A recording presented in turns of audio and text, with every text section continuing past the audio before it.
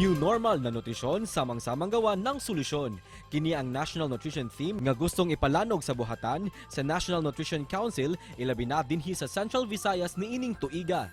Sila nagtinguha nga sa inanay nga padayong pagbalik normal, ang mga katawhan makahangop na sa mga new normal nga pamaagi sa pag-amping sa atong panglawas. Karon nga misaka na ang presyo sa mga panaliton, unsa kaha ang epekto niini sa atong panglawas, ilabi na sa atong mga kabatan-unan. Busa, mangayot ang kinatibok ang detalye sa ilang mga programa o kalihukan nga gihan ay karong buwan sa Hulyo, dinhilang sa GMA Regional TV Live. Tungod kay Nutrition Month ang buwan sa Hulyo, mga kapuso, mga itag updates gikan sa National Nutrition Council o sa magiandam nila makalihukan o kumusta masab ang estado sa malnutrition dinhi sa ato. Makauban nato karong Buntaga Regional Nutrition Program Coordinator Dr. Parolita Letlet Mission. Maayong buntag, maupay na aga Dr. Mission. Kumusta ka, ma'am?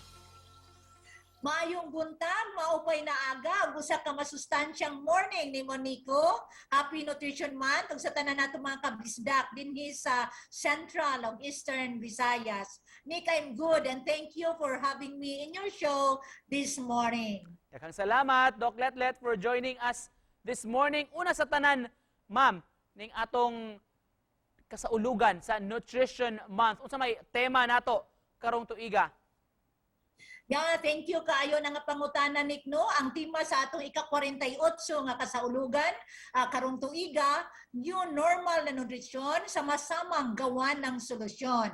New normal din ang atong konsepto karon, Ma'am Letlet. Unsa may gitinguha na ninyo sa National Nutrition Council mga objectives labi na sa aspeto sa panglawas? Yeah, ang kaning ato ang national campaign, kay national campaign man gyud ni atong Nutrition Month, Nick, nanawagan ta sa atong katawhan nga kolektibo ta maninguha sa pag-improve sa kahimtang pangnutrisyon sa atong mga komunidad as we move forward to a better new normal. Doc Letlet, karon nga, by the way, ma'am, inanay namang gyud nga nibalik atong limited face-to-face classes. Doon na mo nabantayan sa ilang sitwasyon sa atong mga bata. Gibugaton, kahimtang sa panglawas. Kumusta man, Ma'am Let?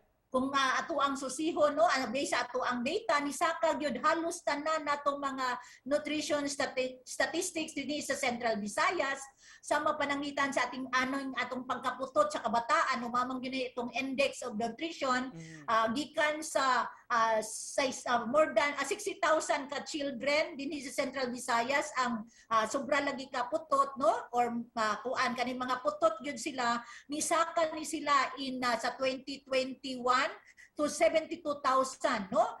Unya kani pang sobra nato kaniwang gikan sa 14,000 na nahimo silang 17,000 in 2021 ug kani atong mga sobra ka kanang sobra og timbang sad from 16,000 na nahimo na ni silang 23,000. Ma'am Let, on another note, hisgutan nato pagtaas sa presyo sa palaliton murag tungod yun ni sa padayon pong saka, no, sa presyo sa mga produktong petrolyo. Doon naman ni epekto sa, ma'am, sa kahimtang sa panglawas sa ato mga kabatan-unan nutrition na hisgutan?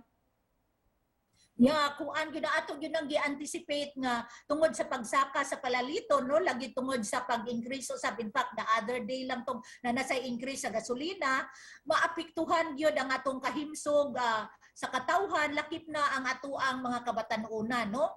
Kay base man gud sa naa may gihimo nikno nga rapid nutrition assessment survey pinaagi sa Food and Nutrition Research Institute ni atong pagsugod sa pandemya, 62% nga gisurvey nga household nakasinati gyud silang food insecurity.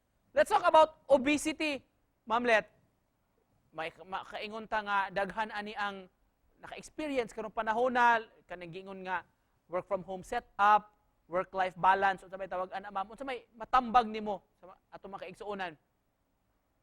Yeah, tinuod yun nga contributor ang atong work from home nga setup sa pagsaka sa atong mga overweight and obesity situation here in Central Visayas, Nick, no?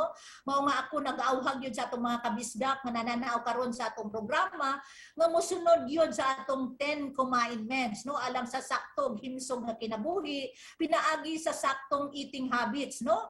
Ma'am Let, just to close this briefly, Ma'am Let, message nimo gikan ninyo sa NNC sa atong mga kapuso nga nagtan-aw.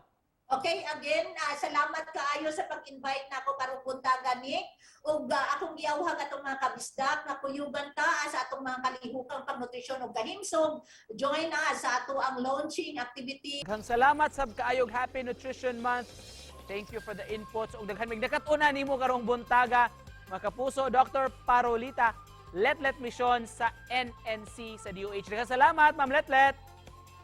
Daghang salamat ang ginig and amping ug angkot na kanunay. Thank you so much.